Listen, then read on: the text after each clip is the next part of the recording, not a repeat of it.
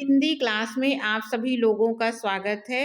बच्चों, आज हम कक्षा 12 में संस्कृत खंड से जातक कथा जो पाठ दिया गया है उसमें से आज हम लोग अनुवाद पढ़ेंगे। ये पाठ परीक्षा के लिए बहुत ही महत्वपूर्ण है। परीक्षा में जरूर ये पाठ पूछा जाता है, तो आज इसी के अनुवाद को जानेंगे। अगर आपको पता हो तो जातक कथा भगवान बुद्ध के पूर्व जन्म की कहानियां हैं, जिसको जातक कथा के नाम से जाना जाता है। और आपकी इस जातक कथा पाठ में दो जातक कथाएं दी हैं, उलूक जातकम और नृत्य जातकम। आज हम दोनों के ही अनुवाद को जानेंगे, इसको पढ़ेंगे। तो बच्चों, आप वीडियो को आखिरी तक देखिएगा ताकि आपको अनुवाद अच्छे से समझ में आ जाए। और चैनल को सब्सक्राइब नहीं किया है तो ज़रूर कर लीजिएगा, क्योंकि आपके लिए ऐसे वीडियो लगातार बनते रहेंगे, वो आपको फ़ौरन मिल जाए, इसके लिए सब्सक्राइब ज़रूर कीजिएगा। तो हम लोग अब ये इसका जो अंक विभाजन है, ये 7 नंबर का आपका प्रश्न आएगा। 2 नंबर का संदर्भ होगा और 5 नंबर का अनुवाद होगा। इस पाठ का अगर आपको संदर्भ लिखना है तो आपको लिखना होगा कि प्रस्तुत गद्यांश हमारी पाठ्य पुस्तक संस्कृत दिग्दर्शिका के जातक कथा पाठ से लिया गया है। जातक कथा पाठ के उलूक जातकम से लिया गया है। इस प्रकार आपको लिखने से 2 नंबर मिलेंगे। और अब हम लोग आगे इसके अनुवाद को देखते हैं। पहला आपका बच्चों है उलूक जातकम। इसमें पहला दिया गया है, अतीते प्रथम कल्पे जनाः एकम अभिरूपम सौभाग्य प्राप्तम सर्वाकार परिपूर्णम पुरुषम राजानम अकुर्वन। अब एक एक लाइन के हम लोगों अनुवाद देखते हैं उसका। अतीते मने प्राचीन काल में, प्रथम कल्प मने प्रथम युग में, जना मने लोगों ने, एकम मने एक, विद्वान सौभाग्य प्राप्त, सर्वा मने समस्त आकार से परिपूर्ण पुरुष को राजा बनाया। अब पूरे का हम अनुवाद देख लेते हैं। प्राचीन काल में, प्रथम युग में लोगों ने एक विद्वान एवं सुंदर, सौभाग्य प्राप्त, समस्त आकार से परिपूर्ण पुरुष को राजा बनाया। चतुष्पदा अपि सनिपत्य एकम सिंहम राजानम अकुर्वन। चतुष्पदा मने 4 पैर वाले अर्थात जानवरों ने, अपि मने भी, सनिपत्य मने इकट्ठे होकर, एक सिंहम मने एक सिंह को, राजानम अकुर्वन मने राजा बनाया। अब इस पंक्ति का अनुवाद होगा, जानवरों ने भी एकत्र होकर एक सिंह को राजा बनाया। ततः शकुनिगणः हिमवत् प्रदेशे एकस्मिन् पाषाणे सन्निपत्य मनुष्येषु राजा प्रज्ञायते च चतुष्पदेषु च। तब शकुनिगणा मने पक्षियों ने, हिमवत प्रदेश मने हिमालय प्रदेश में, एकस्मिन पाषाणे मने एक पत्थर पर, सनिपत्र मने एकत्र होकर, मनुष्येषु राजा प्रज्ञायते, प्रज्ञायते मने जाना जाता है, मनुष्यों में राजा जाना जाता है, और चतुष्पदेश मने जानवरों में भी। अब इस पूरी पंक्ति का अनुवाद फिर से देखिए। तब पक्षियों ने हिमालय प्रदेश में एक पत्थर पर एकत्रित होकर, मनुष्यों में भी राजा जाना जाता है और जानवरों में भी, अस्माकम पुनरंतरे राजा नास्ति। अस्माकम मने हमारे मध्य में, हमारे बीच, पुनरंतरे मने कोई भी राजा नहीं है, हमारे बीच कोई भी राजा या हमारा कोई भी राजा नहीं है। आराजको वासो नाम न वर्तते। आराजको मने बिना राजा के, वासो मने निवास करना, बिना राजा के रहना ठीक नहीं है, उचित नहीं है। एको राजस्थाने स्थापित्वा, कहते एक मने किसी एक को, राजस्थाने में राजा के स्थान पर स्थापित करना चाहिए या बैठाना चाहिए, किसी एक को राजा के स्थान पर बैठाना चाहिए। इति उक्तवन्तः, ऐसा कहा। अथ ते परस्परम अवलोकयन्तः एकम उलूकम दृष्ट्वा अयम में रोचते इत्योचन। ऐसा कहकर परस्पर एक दूसरे को देखते हुए, एक उलूकम ने एक उल्लू को देखकर, अयम में रोचते, ये मुझे अच्छा लगता है, ऐसा कहा। फिर से देखिए अनुवाद। इस प्रकार परस्पर एक दूसरे को अवलोकन मने देखते हुए, एक उल्लू को देखकर, ये मुझे अच्छा लगता है, ऐसा कहा। अब आगे देखते हैं, आगे पैराग्राफ में क्या दिया हुआ है। अथैकः शकुनि सर्वेषां मध्या आशय गृह्णात्रिकृत्वम् आश्रावत। अतः का तब अथैकः शकुनि, शकुनि माने पक्षी, तब एक पक्षी ने सर्वेषां माने सभी के मध्य उनका आशय माने मत जानने के लिए 3 बार घोषणा, आश्रावत माने सुनाया, उल्लू का नाम वहां पे सुनाया सभा में। फिर से आप इसका अनुवाद देखिए। तब एक पक्षी ने सभी के मध्य में उनका मत लेने के लिए त्रिकृत्य ने 3 बार उसका नाम सुनाया। ततः एकः काकः उत्थाय तिष्ठ तावत ततः एक, तब एक काका माने कौवा, तब एक कौवा उत्थाय माने उठकर बोला, तिष्ठ तावत माने जरा ठहरो। तब एक कौवे ने कहा जरा ठहरो। अस्य तस्मिन् राज्याभिषेक काले एव रूपम मुखम क्रुद्धस्य च कीदृशा भविष्यति। उसने कहा जरा ठहरो, अस्य माने इसका, एतस्मिन माने इस समय, राज्याभिषेक जब हो रहा है माने जब ये राजा बनाया जा रहा है तो इसके मुख को देखो, और जब ये क्रोधित होगा तब कीदृशा भविष्य, तब इसका मुख कैसा होगा। कौवे ने वहां पे क्या कह दिया कि इस समय जब ये राजा बनाया, राज्याभिषेक इसका हो रहा है, इसके राज्याभिषेक के समय के मुख को देखो, रूप को देखो, और जब ये क्रोधित होगा तो ये कैसा होगा। अनेन ही क्रुद्धेन अवलोकिता वयम तप्त टाहे प्रक्षिप्ता स्तिला युव तत्र तत्रैव धनाक्ष्यम। अब उन्होंने कहा अनेन ही, जब ये क्रुद्धेन मने क्रोध से, अवलोकिता मने देखेगा, जब ये क्रोध से हमें देखेगा, वयम तब हम लोग, तप्त कटाहे मने गरम कढ़ाई में, प्रक्षिप्त मने पड़े हुए, तिल की भांति हम जल जाएंगे। अब वहां पे कौवे ने क्या कह दिया कि जब ये क्रोधित होकर हमको देखेगा तो जैसे गरम कढ़ाई में पड़े हुए तिल जल जाते हैं, उसी प्रकार हम भी जल जाएंगे। ईदृशो राजा मह्यम न रोचते इत्याह। ईदृशो राजा माने ये राजा, मह्यम माने मुझे, ना रोचते अच्छा नहीं लगता, ये राजा मुझे पसंद नहीं है, ऐसा कहा। और देखिए वही बात श्लोक में भी कही है। ये जो श्लोक है वो श्लोक वाले जो प्रश्न आएगा उसमें भी ये श्लोक पाठ का आ सकता है, आप इसे तैयार कर लीजिए। ना में रोचते भद्रम व उलूकस्य अभिषेचनम। आप कहता है कि मुझे उल्लू का जो राज्याभिषेक है, अभिषेचन है, वो मुझे नहीं अच्छा लगता है। आक्रुद्धस्य मुखम पश्य कथम क्रुद्धो भविष्यति। इसके आक्रुद्धस्य मने बिना क्रोध के मुख को, पश्य मने देखो, इस समय ये बिना क्रोध के है, तब इसके मुख को देखो। कथम क्रुद्धो भविष्यति, जब ये क्रोधित होगा तो इसका मुंह कैसा होगा।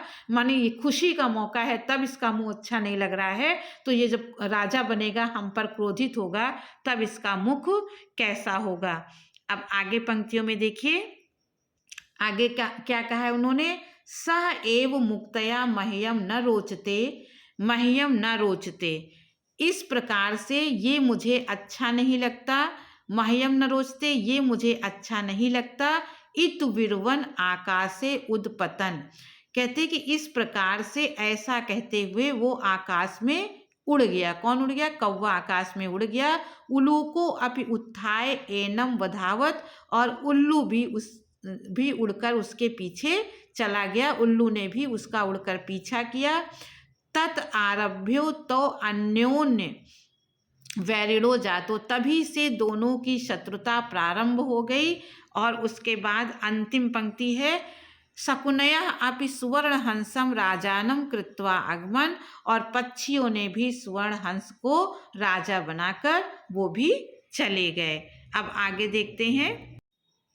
अब अगली जातक कथा बच्चों, नृत्य जातकम है। ये दूसरी जातक कथा छोटी सी है, ये मोर की इसमें जो कथा कही गई है। तो अब हम लोग इसको पढ़ते हैं, इसके अनुवाद को जानते। अतीते प्रथम कल्पे चतुष्पदाः सिंहम राजानम अकुर्वन। अतीते मने प्राचीन काल में, प्रथम कल्पे मने प्रथम युग में, चतुष्पदा मने जानवरों ने, सिंह को राजानम अकुर्वन ने सिंह को राजा बनाया। अर्थात अतीते मने प्रथम युग में, प्राचीन काल में, प्रथम युग में जानवरों ने एक सिंह को राजा बनाया। मत्स्या आनंद मत्स्या, मछलियों ने आनंद मछली को। शकुनया सुवर्ण हंसम, पक्षियों ने, शकुनी मने पक्षी, पक्षियों ने सुवर्ण हंस को। तस्य पुनः सुवर्ण राज हंसस्य दुहिता हंस पोतिका अतीव रूपवती आसीत। तब उस सुवर्ण राज हंस की दुहिता मने होता पुत्री, हंस पोतिका अतीव मने अत्यंत रूपवती आसीत मने थी। तब उस सुवर्ण राजहंस की पुत्री हंस पोतिका अत्यंत रूपवती थी। सह तस्य वरम दात, उसने तस्य मने उसको, वरम दात मने वर दिया, वरदान दिया।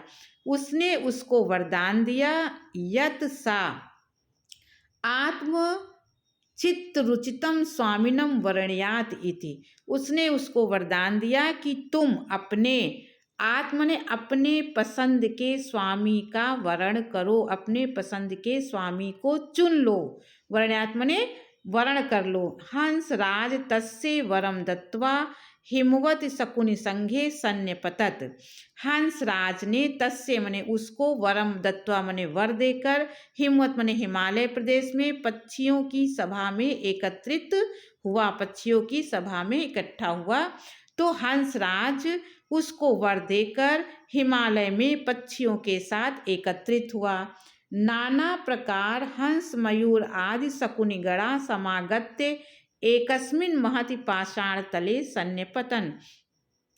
अब नाना प्रकार के माने विविध प्रकार के हंस मयूर आदि पक्षी समागत्य माने आकर, एकस्मिन् महति पाषाण तले माने एक बड़े पत्थर के ऊपर, सन्निपतत माने एकत्र हो गए। फिर से देखिए इसमें कि विविध प्रकार के हंस मयूर आदि पक्षी एकत्र होकर एक विशाल पत्थर पर एकत्र हो गए।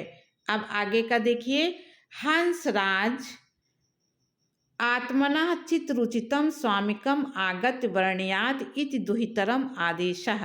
हंसराज ने आत्मना मने अपने, चित्रुचितम मने पसंद के, स्वामी को, आगत्य मने आकर, चुन लो ऐसा दुहितरम मने अपनी पुत्री को, आदेशम मने आदेश दिया। पूरा अनुवाद देखते हैं। हंसराज ने अपने पसंद के स्वामी को आकर चुन लो ऐसा अपनी पुत्री को आदेश दिया।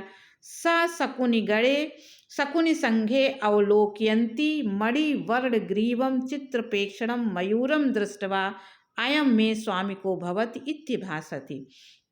सा मने वह, शकुनि संघे मने पक्षियों की सभा में, अवलोकयन्ति मने देखती हुई, मणिवर्ण ग्रीव मने मणि के रंग वाले गर्दन वाले, और चित्र प्रेक्षण माने रंग बिरंगे पंखों वाले, मयूरम दृष्टवा मयूर को देखकर, अयम में स्वामी को भवत ये मेरा स्वामी हो इत्यभासत मैंने ऐसे कहा। फिर से इसका अनुवाद देखिए।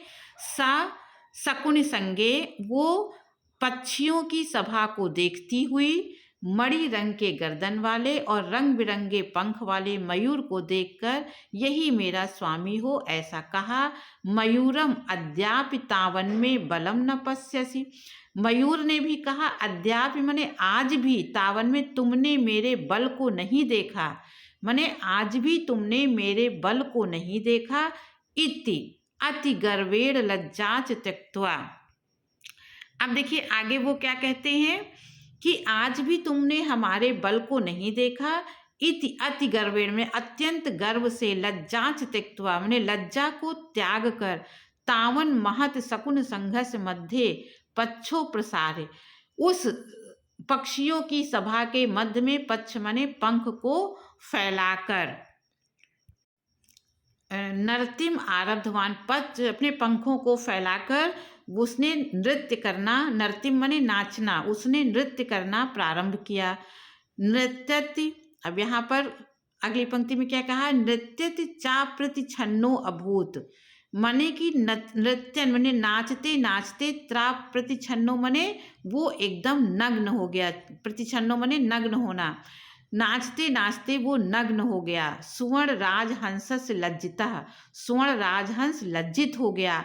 अस्य नैव ही अस्ति न बहानाम समुत्थाने लज्जा, उसने कहा कि इसको ना तो ही विनम्रता है, ना ही से संकोच है, और ना ही अपने पंखों को फैलाने में कोई लज्जा है।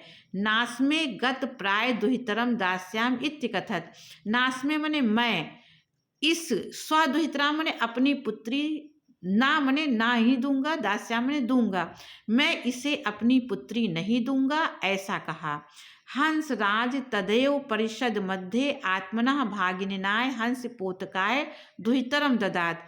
हंसराज ने भी परिषद सभा के मध्य में अपने भागने मने भांजे हंस पोतकाय को दुहितरम ददात मने अपनी पुत्री दे दी। अब इसका अनुवाद हम फिर से देखते हैं।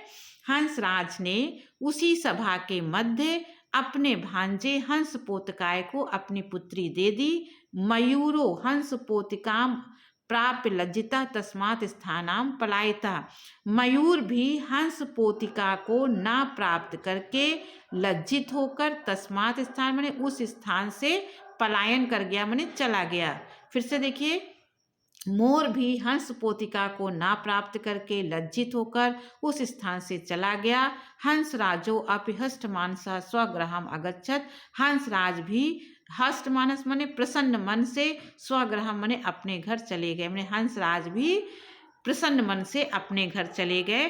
तो बच्चों, इस प्रकार से आपको इसका अनुवाद अच्छे से समझ में आ गया होगा। तो आपको अगर अच्छा लगा हो वीडियो तो आप चैनल को सब्सक्राइब कीजिएगा, इसे लाइक कीजिएगा, शेयर कीजिएगा। अब अगले वीडियो में किसी और टॉपिक के साथ मिलेंगे, तब तक के लिए धन्यवाद।